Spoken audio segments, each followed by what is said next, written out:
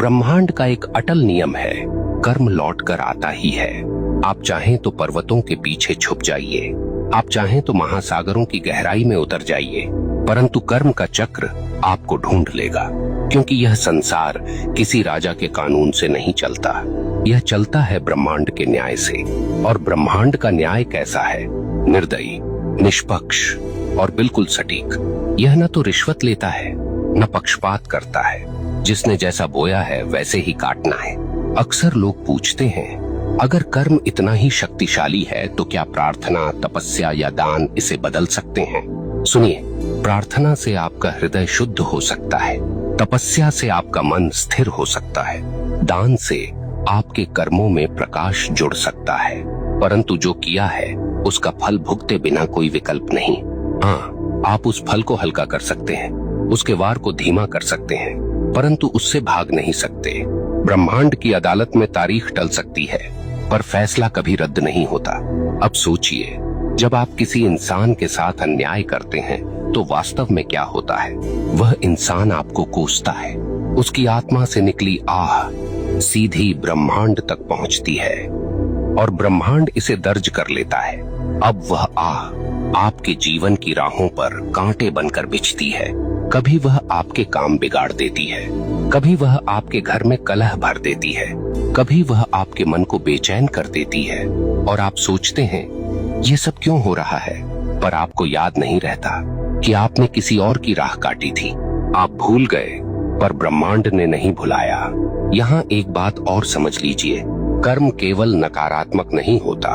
जैसे बुरा कर्म लौटता है, वैसे ही अच्छा कर्म भी लौटता है। कभी किसी को सच्चे दिल से सहारा दिया तो वह सहारा एक दिन आपके लिए दीवार बनकर खड़ा हो जाएगा।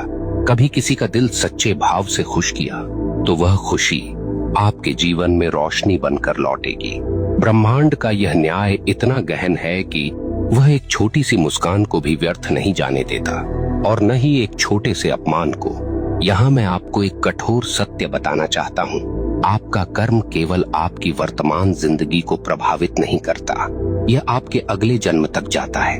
हाँ, जो कर्म आपने अधूरे छोड़े हैं, जो गलतियां आपने स्वीकार नहीं की, जो दोष आपने ढोए पर सुधारे नहीं, वे सब अगले जीवन में भी साथ चलते हैं। इसलिए कहा गया है, मनुष्य अपने कर्मों का वारिस है। आप सोचते हैं मैं तो मर जाऊंगा, इससे किसे फर्क पड़ेगा? परंतु मरने से कर्म का खाता बंद नहीं होता। आपके शरीर का अंत होता है, पर आपकी आत्मा वही सब लेकर आगे बढ़ती है। ब्रह्मांड तब तक चैन नहीं लेता जब तक आपको आपके कर्मों का फल न दिला दे। अब आपसे एक प्रश्न पूछता हूँ, क्या आपने कभी देखा है कि कोई बच्चा जन्म लेते ही संघर्ष में होता है और कोई जन्म लेते ही वैभव में? क्या आपने कभी सोचा है क्यों कोई अपंग पैदा होता है और क्यों कोई जन्म से ही स्वस्थ और बलवान? क्यों कोई भूख में जन्म लेता है और क्यों कोई सोने की थाली लेकर? यह सब संयोग नहीं, यह सब कर्म का लेखा है। ब्रह्मांड किसी को बिना कारण दुख या सुख नहीं देता। अब एक और गहरी बात, कर्म केवल व्यक्तिगत नहीं, सामूहिक भी होता है।